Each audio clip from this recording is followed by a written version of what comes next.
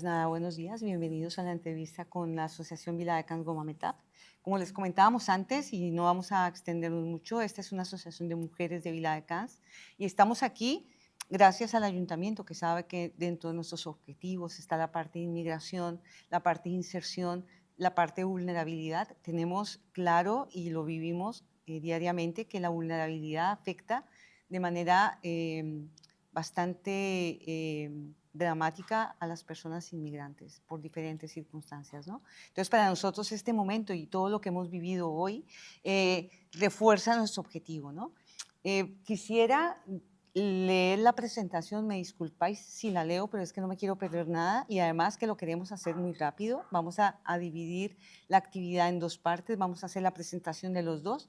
Me faltará algo porque sé que han hecho muchas cosas por lo que nos han contado, pero sobre todo para que el público tenga claro a las dos personas protagonistas que tenemos aquí. La primera parte te haré un par de preguntas, después seguirá Eva y lo haremos lo más dinámico para que podáis llegar a vuestros espacios, ¿no?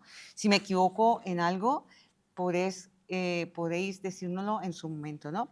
Yara Jarake, si lo pronuncio bien, del Líbano, lleva más de una década comprometida con la justicia, la libertad y la dignidad de las personas, libanesa sentada en Barcelona, trabaja como consultora en comunicación y medios internacionales, centrando su labor en el diálogo entre la paz y el conflicto. Ha colaborado con comunidades refugiadas y migrantes, promoviendo proyectos de inclusión, transformación social y ha trabajado en entidades como Syrian, si pronuncio mal, Female Journalist New York y Cívicos Global Alliance. Yara comparte su mirada crítica y sensible a través de un blog donde reflexiona sobre identidad, migración y los espacios seguros para las mujeres. Una de sus líneas de trabajo más singulares es la relación entre la comida y la resistencia, entendiendo la cocina como un acto político de memoria y reparación. Tras la crisis económica, social y política que afectó el Líbano desde 2019, Yara decidió establecerse en Barcelona, donde continúa impulsando espacios de diálogo y sensibilización sobre los impactos del conflicto armado, la diáspora y la justicia global. ¿Vale? Roland Mimi Ngoy, Ngoy, República Democrática del Congo.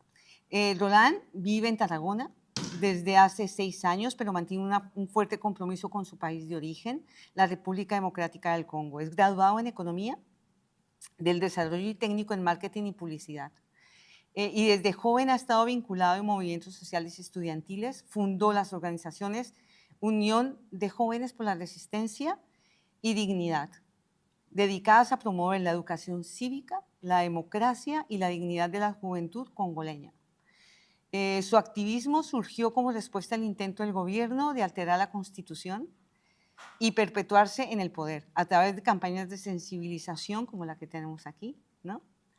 En escuelas, iglesias y comunidades promovió la ciudadanía responsable y la defensa pacífica de los derechos.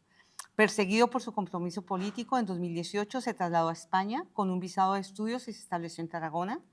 Desde entonces ha continuado su labor social colaborando con Cruz Roja, que me hace mucha ilusión porque yo estoy en la Cruz Roja hace muchísimos años. Asociación Kilómetro Cero y la Charcha Antirracista, promoviendo la convivencia, la igualdad y la participación comunitaria. Es una presentación relativamente corta porque sé que han hecho mucho. Entonces, después de esa presentación, para que las personas que nos escuchan sepan de qué estamos hablando y con quiénes estamos hablando, comenzamos con las dos preguntas para ti. Yara, antes de comenzar con las dos preguntas, he leído que no te gusta el término activista. Y lo leí en la definición. ¿Por qué? Bueno, no, muchas gracias por la entrevista y bueno, por todo el mundo que nos va a ver. No me gusta, no significa que no se puede usar, pero no me gusta porque me gusta enfocar o poner más, subrayar términos que usamos al día a día y que dan narrativas.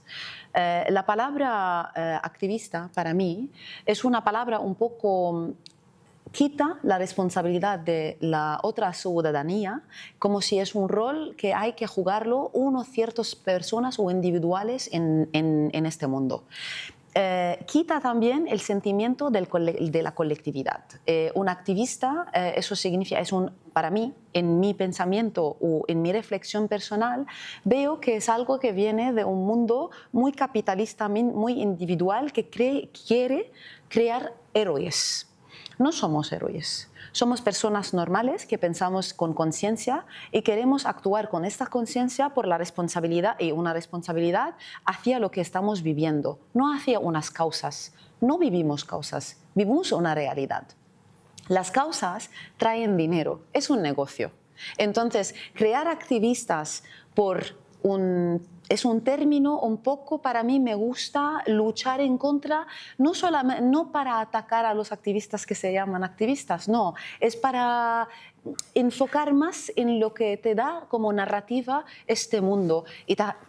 Estamos hablando de este mundo, de la globalización, de este mundo capitalista y este sistema capitalista que está machacándote y está creando las guerras y imponiendo guerras y conflictos en partes diferentes de este mundo. Entonces, yo soy una mujer responsable, ciudadana, responsable y consciente de lo que estoy haciendo. Quieren llamarme activista, defensora, lo que sea, política, sociopolítica, todo encaja. Pero lo más importante es entender también que el activista, si queremos usar, es también un acto político. Perfecto. Bueno, y un poco lo entendí cuando los vi hablando aquí, porque el activista, si lo dejamos como solamente término, parece solamente de decir, ¿no? Y no de actuar. Es un poco lo que decías, ¿no? No es formar o informar, es hacer pedagogía social, que es un poco lo que hacen ustedes en estos espacios, ¿no? Entonces, la primera pregunta para ti, que un poco la queremos asociar a nuestra actividad, es, desde tu experiencia, ¿cómo han afectado los conflictos armados en el Líbano a la vida cotidiana de las mujeres? ¿Y cómo se organizan para resistir y mantener la esperanza de vida en este tipo de conflictos? Vale. Bueno, empezamos con conflictos armados, vamos a decir, son agresiones, no son conflictos armados solo, son agresiones al Líbano, porque en el caso del Líbano exactamente estamos hablando geopolíticamente que el Líbano está en una zona de interés del Occidente desde muchos años, no estamos hablando de los últimos 10 años solamente, desde más o menos de la Primera Guerra Mundial y hasta el momento. Estamos hablando de una época bastante amplia. Y estamos hablando de una guerra impuesta fundada y también fundada con fondos del Occidente en general, Estados Unidos y Europa y toda Europa. ¿Cómo afectan al día a día? Es como que afecta cualquier guerra que tú no tienes estabilidad. Estamos hablando de la ciudadanía en general, no tienes estabilidad. Estás pensando en tu futuro. ¿Cuál tipo de futuro vas a tener si no tienes? Tienes una crisis económica muy grande. No tienes tantas soluciones porque te dejan pensar que no hay tantas soluciones. Hay división de la sociedad y de la comunidad en comunidades diferentes en la misma mentalidad del colonialismo y la misma mentalidad del elitismo y del individualismo que quieren crear en esta zona. Ahora, ¿cómo afecta a la gente más vulnerable o situaciones de vulnerabilidad? Seguramente porque vivo en un país que también tiene un sistema patriarcal, machista, seguramente afecta a las mujeres y también a las niñas. Si estamos hablando a jóvenes y niñas, afecta en una manera directa y voy a decir un montón de cosas. Afecta en el día a día, en la guerra, por ejemplo. En días de la guerra, las mujeres no pueden ni llegar a comprar compresas porque no existen en el mercado. En el día que si no hay guerras y hay una crisis económica o vives en un país, las compresas de mujeres cuestan mucho más que cualquier otra cosa en el mercado. Y eso existe en todo el mundo, no solo en Líbano. Pero en Líbano exactamente. Estamos hablando de situaciones de campos de refugiados que no tienen baños, lavabos, no tienen higiénica, no tienes al nivel también de la salud de reproducción y sexual, no tienen el mínimo de este derecho de llegar a la información, de llegar a herramientas que pueden ayudarla, porque existen en unas situaciones donde no se puede dar todo esto. Y si hay que darlo con ayudas humanitarias, con organizaciones que vienen también con agendas específicas y también con una cultura de a quién vamos a dar esta ayuda y con quién y por qué y para qué. También esto todo también es parte del sistema de colonización. ¿Cómo afecta a las mujeres? Afecta a mujeres y niñas en el matrimonio infantil. Estamos hablando de trabajo de niños y de niñas menos de 7 años, en campos, en agricultura. Estamos hablando de abuso sexual al día a día, de gente cercana y gente que también, por ejemplo, que son responsables de campos, que son campos ilegales, entre comillas, porque hay campos que están registrados en el Estado y hay otros campos que no están registrados. Afecta mucho, afecta como, imagínate, al día a día, sin guerra, sin ninguna guerra, tú tienes una lucha al día a día en contra de este sistema, como una persona, como una mujer. Y ahora añadiendo una capa de violencia más estructural, todo es una violencia estructural. El sistema está hecho con una violencia estructural hacia las mujeres, hacia todo el mundo, pero también hacia las mujeres. Usar las mujeres también como una arma en guerras, escudos humanos, usar las mujeres como son las imágenes de la debilidad, también que como también las mujeres se pueden vivir, los hombres no. También esta dicotomía entre los hombres que no merecen vivir porque son hombres árabes, pero podemos salvar a las mujeres árabes porque pobres las mujeres árabes necesitamos, como las mujeres de Afganistán. Lo que ha pasado en Afganistán. Estaba luchando Estados Unidos por la libertad de las mujeres y después ha dejado las mismas mujeres que estaban luchando con Talibán. Entonces, sí, afecta mucho y puedo contar hasta mañana ejemplos de esto. Perfecto. Y en tu labor como activista, ¿qué papel juega la diáspora libanesa en la construcción de la paz?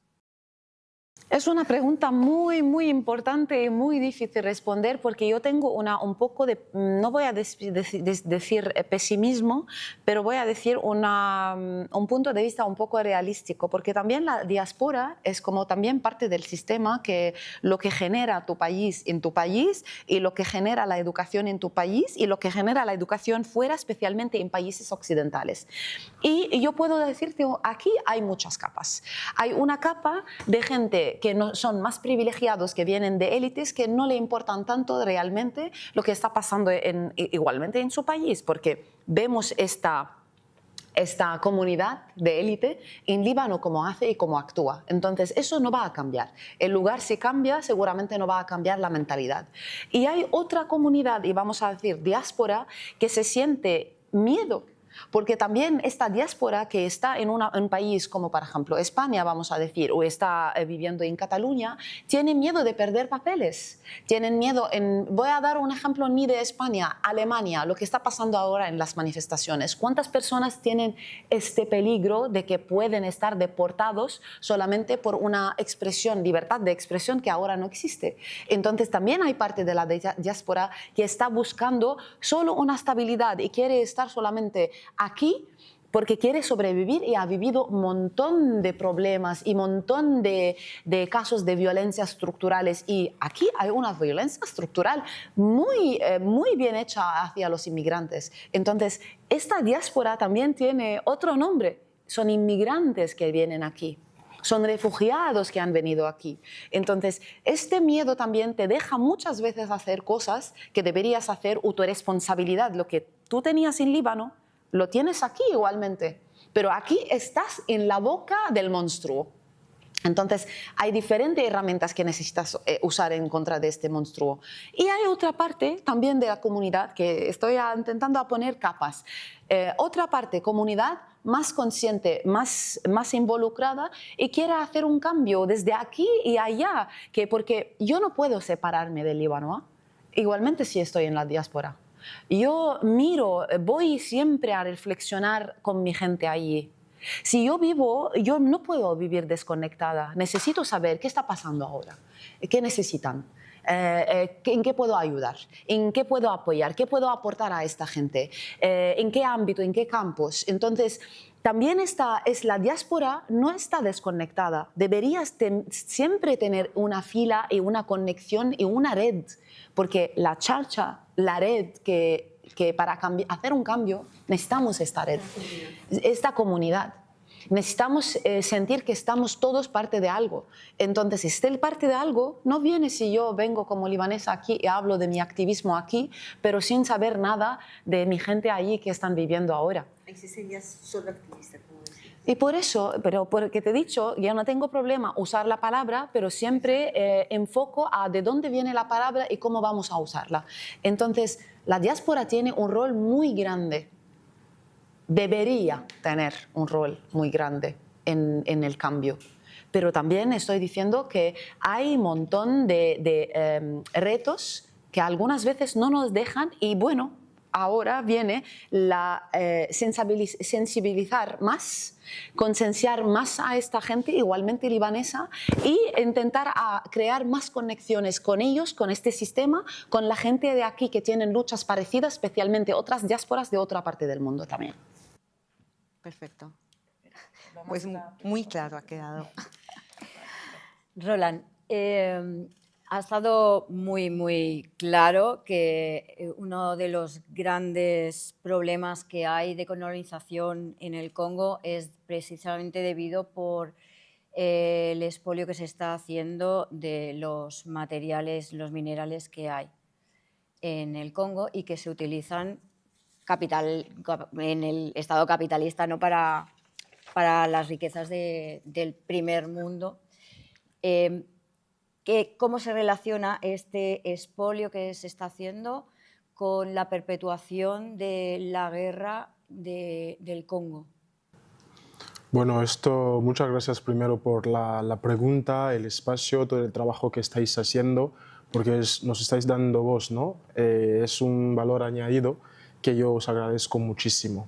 Entonces, cuando hablamos de este tema sobre la extracción de los minerales de forma ilegal en la República Democrática del Congo, se perpetúa porque hay necesidades, como lo he dicho a los alumnos, hay necesidades y esto se está perpetuando. Pero ¿quién necesita estos minerales, ¿no? ¿Y para qué?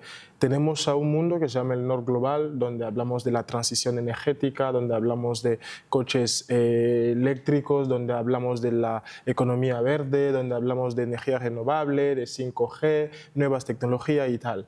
Pero no tienen materias primas suficientes, ¿no? Para llegar tienen objetivos, pero no tienen herramientas para llegar a este objetivo, para lograr este objetivo. Y hay otros países que tienen materiales, pero no tienen ningún objetivo. Así que al lugar de colaborar, cooperar, trabajar legalmente para que haya un win-win, hay unos que piensan que son más fuertes, que son los capitalistas, y pues tienen derecho a alcanzar sus objetivos a bajo precio. Donde deberían hacer ganar también a otros países, pues le vamos a utilizar, le vamos a atacar, le vamos a amenazar. Y este pensamiento es lo que está haciendo que se perpetúa la explotación de los materiales primas en la República Democrática del Congo. Pero esta explotación es una explotación que viene con consecuencias. Primero porque es ilegal. Entonces, cuando es ilegal ya hay muchas cosas detrás. El gobierno no gana, el Estado no gana. Si no gana el Estado, no pueden financiar sus políticas. Por ejemplo, la construcción de carreteras, de escuelas y tal, porque no ganan, no hay dinero.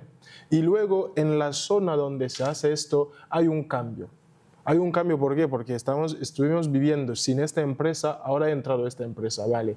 ¿Qué hace esta empresa? Pues crea empleo, ¿vale? Pero ¿qué tipo de empleo si ha entrado ilegalmente? No nos puede contratar, así que se pisan como los derechos laborales, porque hay muchos niños, madres que trabajan, primero los niños que trabajan, eso ya es ilegal. Los derechos de niños no se respetan, deberían estar en la escuela estudiando.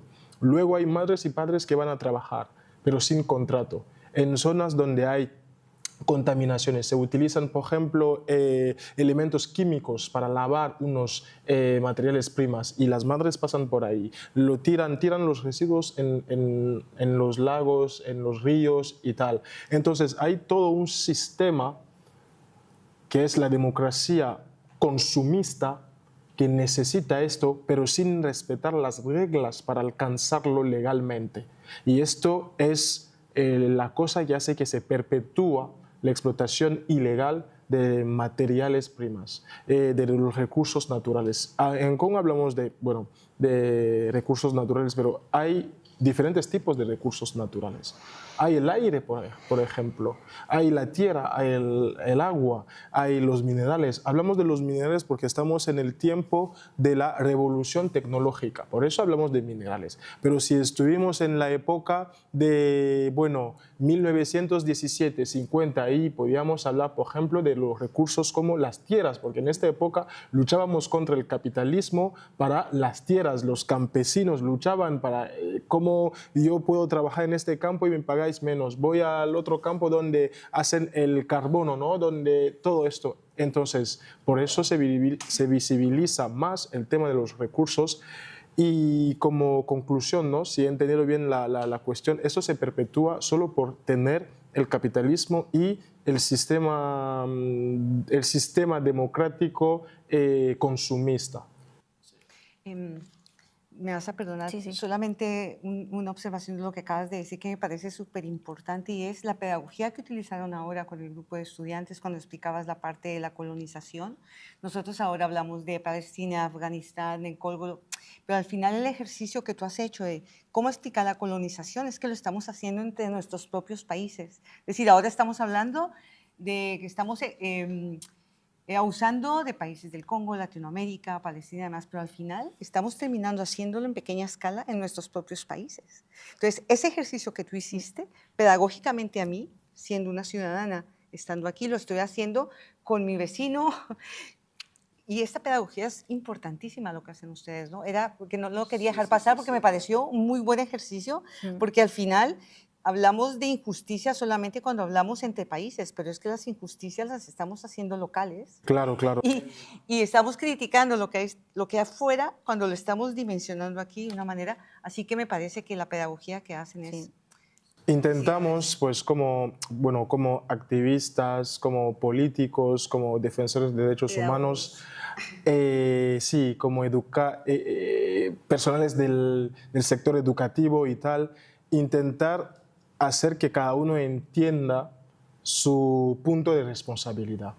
Y esto necesita un tipo de pedagogía donde, por ejemplo, los menores pueden de manera, meramente, ¿no?, entender que esta historia, esta palabra muy técnica, muy científica, se podía entender de esta forma tan sencilla, y no solo culpar también a los estados, pero el nivel, en cada nivel tiene su responsabilidad. Así que eso es el labor que hacemos en cada nivel, en cada público y esto, porque queremos que donde vamos, que la gente se quede con algo, y hay que utilizar muchas estrategias por eso. Sí, es casi las cosas buenas duran poco. Esa podríamos repetir, nos dicen que ya tocaría la última pregunta. Bueno, La última pregunta. más que nada para los dos es saber qué aprendizajes desde Líbano y Congo pueden inspirar a Europa para promover culturas de paz y solidaridad efectiva con los pueblos que sufren conflictos. Muy rápido, voy a decir, muy rápido.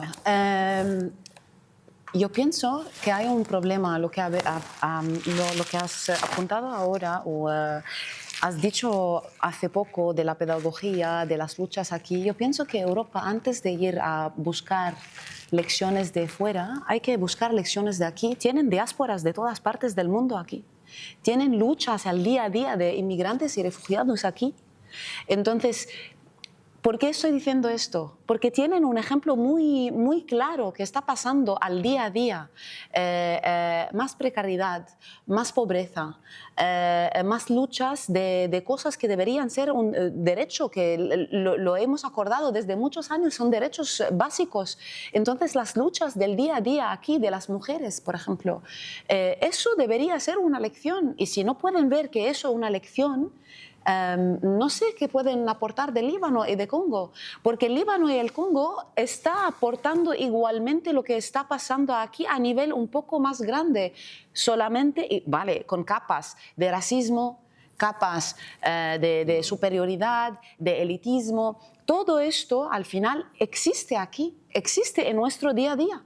Entonces, yo no puedo aportar algo más, yo puedo aportar experiencias, historias, cuentos de gente, de mi gente, de luchas diferentes que pueden ser distintas, pero que interseccionan seguramente.